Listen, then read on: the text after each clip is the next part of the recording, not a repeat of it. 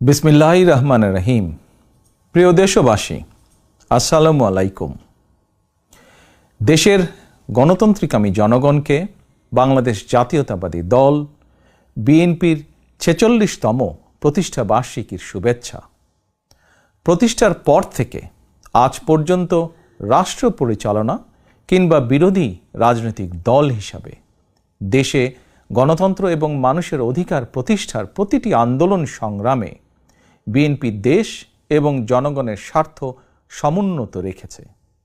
এ কারণেই শত প্রতিকূল পরিস্থিতি পেরিয়েও দেশের গণতান্ত্রিকামী জনগণের কাছে স্বাধীনতার ঘোষকের দল বিএনপি সবচেয়ে জনপ্রিয় এবং বিশ্বস্ত রাজনৈতিক প্রতিষ্ঠান। যাদের নেতৃত্বে, যাদের আত্মত্যাগে, যাদের শ্রম, ঘাম, মেধায় বিএনপি আজ সারা দেশে জনগণের কাছে বিশ্বস্ত প্রতিষ্ঠানে পরিণত হয়েছে, দলের প্রতিষ্ঠা বার্ষিকীর এই শুভ লগ্নে তাদের সবার অবদানকে আমি শ্রদ্ধার সঙ্গে স্মরণ করছি। প্রিয় দেশবাসী, দেশ বর্তমানে ইতিহাসের এক সন্ধিক্ষণে এসে দাঁড়িয়েছে। ছাত্র জনতার আকাঙ্ক্ষার বৈষম্যহীন বাংলাদেশ গড়ার কঠিন এক চ্যালেঞ্জের মুখে অন্তর্বর্তীকালীন সরকার। হাজারো শহীদের আত্মত্যাগ আর অসংখ্য ছাত্র জনতার নিদারুণ যন্ত্রণাকর পরিস্থিতির মধ্য দিয়ে গত ৫ই আগস্ট দেশ স্বৈরাচার মুক্ত হয়েছে। তবে গণ অভ্যুত্থানের সাফল্য এবং সম্ভাবনা নস্যাৎ করে দিতে স্বৈরাচারের দোসররা এখনও ষড়যন্ত্র অব্যাহত রেখেছে। আমি বিশ্বাস করি, বাংলাদেশের পক্ষে শক্তি সতর্ক থাকলে বাংলাদেশকে আর বিপথে নেওয়া যাবে না, আর পথ হারাবে না আমাদের এই প্রিয় বাংলাদেশ। প্রিয় দেশবাসী, ষড়যন্ত্র কিংবা অপপ্রচার চালিয়ে গত ১৫ বছরের অনাচার, অবিচার জনগণকে আর ভুলিয়ে দেওয়া যাবে না। রাষ্ট্রীয় স্থাপনা গণভবন ছিল দেশের রাষ্ট্র ও রাজনীতির ঐতিহ্যবাহী স্মারক। গণভবন বর্তমানে স্বৈরাচার হাসিনার দুর্নীতি, দুঃশাসন, অনাচার, অপকর্মের প্রতীক। ইতিমধ্যেই বিভিন্ন মহল থেকে এই গণভবনকে গুম, খুন, অপহরণ এবং গণহত্যার মিউজিয়াম হিসাবে প্রতিষ্ঠার দাবি উঠেছে। ২০০৯ সালের পিলখানায় সেনা হত্যা থেকে শুরু করে ২০১৩ সালে শাপলা চত্বর হত্যাকাণ্ড, ২০১২, ২০১৪, ২০১৫, ২০১৮, ২০২২ এবং ২০২৩ সালে গণতন্ত্র পুনরুদ্ধার আন্দোলনের সময় গুম ও বিচার বহির্ভূত হত্যাকাণ্ড, ২০১৮ সালের কোটা বিরোধী আন্দোলন এবং নিরাপদ সড়ক আন্দোলনে, ২০২৪ সালে গণ অভ্যুত্থানে শহীদ এবং গুম হওয়া মানুষদের স্মৃতিগুলো এই মিউজিয়ামে সংরক্ষিত থাকবে। অবৈধ ক্ষমতায় থাকার জন্য বাংলাদেশে আর কোনো শাসক যাতে স্বৈরাচারী হাসিনার মতন বর্বরচিত পথ অনুসরণ না করে, ভবিষ্যৎ প্রজন্মের কাছে এই মিউজিয়ামেই সেই বার্তাই বহন করবে। প্রিয় দেশবাসী, অন্তর্বর্তীকালীন সরকার যখন গণ অভ্যুত্থানের আকাঙ্ক্ষা বাস্তবায়নের পথে রয়েছে, এমন সময় হঠাৎ করেই চাপিয়ে দেওয়া বন্যা পরিস্থিতি দেশের পূর্বাঞ্চলের বিস্তীর্ণ অঞ্চল গ্রাস করে নিয়েছে। বন্যার করাল গ্রাসে প্রায় ১ কোটি মানুষ কম বেশি ক্ষতিগ্রস্ত হয়েছেন। অনেক মানুষ মারা গিয়েছেন, বিনষ্ট হয়েছে সম্পদ। এমন পরিস্থিতিতে সাধ্যমতন বন্যার্তদের পাশে দাঁড়াতে বিএনপি প্রতিষ্ঠা বার্ষিকীর সকল কর্মসূচি বাতিল করেছে। ইতিমধ্যে কোনো কোনো এলাকায় বন্যার পানি কমতেও শুরু করেছে। ফলে যারা বন্যায় ক্ষতিগ্রস্ত হয়েছেন, এই মুহূর্তে তাদেরকে বন্যা বিধ্বস্ত ঘরে ফেরানো কিংবা তাদের পুনর্বাসন প্রক্রিয়া বন্যাকালীন পরিস্থিতি থেকেও কিছুটা জটিল। সুতরাং আপনাদের কাছে আমার বিনীত অনুরোধ, আপনারা বন্যায় ক্ষতিগ্রস্তদের প্রতি আপনাদের সহযোগিতা দয়া করে অব্যাহত রাখুন। সমন্বিতভাবে ক্ষতিগ্রস্তদের পাশে দাঁড়ান। বিশেষ করে যেসব পরিবারে নারী, শিশু, বৃদ্ধ কিংবা বৃদ্ধা রয়েছেন, অগ্রাধিকার ভিত্তিতে তাদের প্রতি দয়া করে সহায়তার হাত বাড়িয়ে দিন। সফলজনকভাবে বন্যা পুনর্বাসন প্রক্রিয়া সম্পন্ন করতে একজন নাগরিক হিসাবে সরকারি উদ্যোগ বাস্তবায়নেও দয়া করে সক্রিয় ভূমিকা রাখুন। প্রিয় দেশবাসী, রাষ্ট্র, রাজনীতি, শিক্ষা, সংস্কৃতি, অর্থনীতি, জনপ্রশাসন, বিচার বিভাগ সকল ক্ষেত্রে দেশকে এক নৈরাজ্যকর অবস্থায় রেখে স্বৈরাচারী হাসিনা পালিয়েছে। দেশকে একটি ঋণ নির্ভর, আমদানি নির্ভর, পরনির্ভর করে রেখে স্বৈরাচারী হাসিনা পালিয়েছে।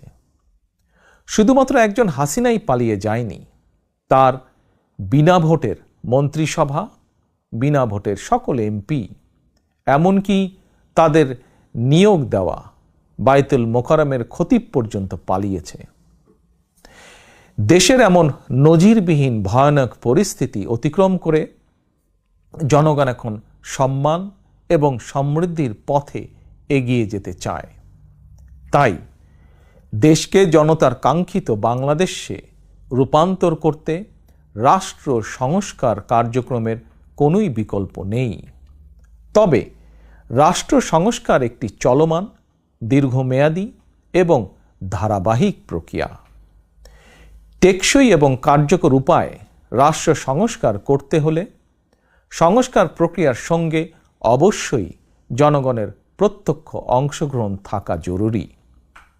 গণতান্ত্রিক বিশ্বের দেশগুলোতে জনগণের ভোট প্রয়োগের অগ্রাধিকার নিশ্চিত করার মাধ্যমে রাষ্ট্র সংস্কার কার্যক্রমে জনগণের অংশগ্রহণ নিশ্চিত করা হয়ে থাকে। কারণ একটি গণতান্ত্রিক রাষ্ট্রে সরকার এবং জনগণের মধ্যে কার্যকর সেতুবন্ধন হচ্ছে জনপ্রতিনিধিত্বশীল জাতীয় সংসদ। প্রিয় দেশবাসী, জনগণের লুণ্ঠিত ভোটের অধিকারকে পুনঃপ্রতিষ্ঠিত করে একটি জনপ্রতিনিধিত্বশীল সরকার প্রতিষ্ঠার লক্ষ্যে রাষ্ট্র সংস্কারে প্রথম পদক্ষেপ হিসাবে অগ্রাধিকার ভিত্তিতে নির্বাচন কমিশন, আইন শৃঙ্খলা বাহিনী, জনপ্রশাসন, দুদক সহ সাংবিধানিক প্রতিষ্ঠানগুলো সংস্কার কিংবা পুনর্গঠন জরুরি। সেই লক্ষ্য অর্জনে অন্তর্বর্তীকালীন সরকার তাদের পরিকল্পনা অনুযায়ী রাষ্ট্র সংস্কার কার্যক্রম এগিয়ে নিচ্ছে বলে আমরা মনে করি। সুতরাং জনগণের প্রত্যক্ষ ভোটে একটি জনপ্রতিনিধিত্বশীল রাষ্ট্র এবং সরকার গঠনের লক্ষ্যে দেশকে নির্বাচনী রোডম্যাপে তোলার জন্য প্রয়োজনীয় রাষ্ট্র সংস্কারের জন্য জনগণ অন্তর্বর্তীকালীন সরকারকে সব রকমের সহায়তা করতে প্রস্তুত। প্রিয় দেশবাসী, আমি মনে করি, আমাদের দল বিএনপি মনে করে, রাষ্ট্র সংস্কারকে কার্যকর করতে হলে দেশের রাজনৈতিক দলগুলোর দৃষ্টিভঙ্গি এবং কার্যক্রমেও স্বচ্ছতা নিশ্চিত করার বিষয়টিও উপেক্ষা করার কোনোই সুযোগ নেই। সে লক্ষ্যেই 2023 সালের জুলাই মাসে রাজনৈতিক দল হিসাবে বিএনপি রাষ্ট্র সংস্কারের পাশাপাশি দলীয় রাজনৈতিক সংস্কার কর্মসূচি ঘোষণা করেছে। বিএনপি সকল মত ও পথের সমন্বয়ে বাংলাদেশি জাতীয়তাবাদের ভিত্তিতে একটি অন্তর্ভুক্তিমূলক, বৈষম্যহীন ও সম্প্রীতিমূলক সরকার প্রতিষ্ঠা, নির্বাচনকালীন দল নিরপেক্ষ তত্ত্বাবধায়ক সরকার ব্যবস্থা প্রবর্তন, রাষ্ট্রীয় ক্ষমতা ভারসাম্য প্রতিষ্ঠার লক্ষ্যে নির্বাহী বিভাগ, আইন বিভাগ ও বিচার বিভাগের ক্ষমতা, দায়িত্ব ও কর্তব্যের সমন্বয় করা, পরপর 2 টার্মের বেশি কেউ প্রধানমন্ত্রীর দায়িত্ব পালন না করা, উচ্চ কক্ষ বিশিষ্ট আইনসভা প্রবর্তন, এমনকি সংবিধানের 70 অনুচ্ছেদ সংশোধন করার বিষয়েও পরীক্ষা নিরীক্ষা করাসহ রাষ্ট্র সংস্কারের জন্য 31 দফা রূপরেখা দিয়েছে। আমি মনে করি, আমাদের দল বিএনপি মনে করে, জনগণের কাঙ্ক্ষিত বাংলাদেশ গঠনের জন্য রাষ্ট্র ও রাজনীতি সংস্কারের বিকল্প নেই। দীর্ঘমেয়াদী রাষ্ট্র সংস্কার কার্যক্রমগুলো জনগণের প্রত্যক্ষ ভোটে নির্বাচিত সরকারের মাধ্যমে হলে সেটি বেশি কার্যকর বলে জনগণ বিশ্বাস করে এবং গণতান্ত্রিক বিশ্বেও এটি স্বীকৃত। প্রিয় দেশবাসী, আমাদের আর পেছনে তাকানোর কোনোই সুযোগ নেই। পলাতক স্বৈরাচার জাতীয় জীবনের 15টি বছর কেড়ে নিয়েছে। সেই দুঃস্বপ্নকে দূরে ঠেলে দিয়ে দেশের জনগণের সামনে একটি বৈষম্যহীন, নিরাপদ, মানবিক বাংলাদেশ গড়াই বিএনপির আগামী দিনের লক্ষ্য। বিএনপি বিশ্বাস করে, তথ্য প্রযুক্তির বর্তমান বিশ্বে কথামালার রাজনীতির পরিবর্তে বর্তমান প্রজন্ম প্রতিশ্রুতির বাস্তবায়ন দেখতে চায়। সমৃদ্ধি, সম্মান এবং সম্ভাবনার দ্বার উন্মোচন দেখতে চায়। এজন্য রাষ্ট্র ও রাজনীতির কাঠামোগত পরিবর্তনের পাশাপাশি ভবিষ্যৎ প্রজন্ম এবং কর্মক্ষম জনশক্তির সামনে সম্ভাবনার সকল দ্বার উন্মুক্ত করে দিতে হবে। নৈতিক মূল্যবোধ এবং কর্মমুখী শিক্ষানীতির পাশাপাশি দেশে বিদেশে কর্মসংস্থানের নতুন ক্ষেত্র তৈরি করতে হবে। বৈদেশিক কর্মসংস্থান নিশ্চিত করতে প্রয়োজনে অগ্রাধিকার ভিত্তিতে রাষ্ট্রীয় উদ্যোগে দক্ষ শ্রমশক্তি তৈরি করতে হবে। গণতন্ত্রকামী প্রিয় ভাই ও বোনেরা, এবার আমি সারা দেশে আমার দলের নেতাকর্মীদের উদ্দেশ্যে 2টি কথা বলতে চাই। আপনারাই বিএনপির প্রাণ। শত নির্যাতন, নিপীড়ন, হামলা, মামলা, হয়রানির শিকার হয়েও আপনারা জাতীয়তাবাদের আদর্শ বিচ্যুত হননি। আমি জানি, অতীতে বছরের পর বছর ধরে আপনাদের অনেকেই মাফিয়া সরকার এবং তাদের দোসরদের দ্বারা নির্যাতন, নিপীড়নের শিকার হয়েছেন।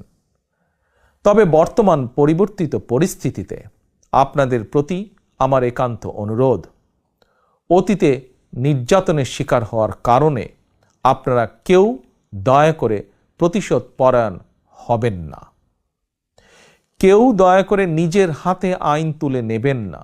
বরং অন্যায় অবিচারের শিকার হলে আইনগত পদক্ষেপ নিন। তবে খেয়াল রাখবেন, কেউ যেন হয়রানিমূলক মামলা হামলার শিকার না হন। আপনাদের প্রতি আমার স্পষ্ট বার্তা, শক্তি কিংবা ভয় দেখিয়ে নয়, বরং ইনসাফ এবং উদারতা দিয়ে মানুষের মনকে জয় করুন, জনগণের ভালোবাসা অর্জন করুন। পরিশেষে বিএনপির 46তম প্রতিষ্ঠা বার্ষিকীর এই শুভ লগ্নে আমি বলতে চাই, স্বাধীনতার ঘোষকের প্রতিষ্ঠিত দল বিএনপিকে mother of democracy Begum Khaleda Zia দেশের 87,000 গ্রামের প্রতিটি ঘরে ঘরে পৌঁছে দিয়েছেন। সেই দলের পতাকা এখন আমার, আপনার, আমাদের হাতে। এই পতাকা এখন শুধু বিএনপির দলীয় পতাকাই নয়, বরং এই পতাকা এখন দেশ এবং জনগণের স্বাধীনতা ও অধিকার রক্ষার প্রতীকে পরিণত হয়েছে। সুতরাং যারা এই পতাকার মর্যাদা সমুন্নত রাখতে চান, তারা কোনো প্রকার অনৈতিক কিংবা অনধিকার চর্চায় লিপ্ত হবেন না।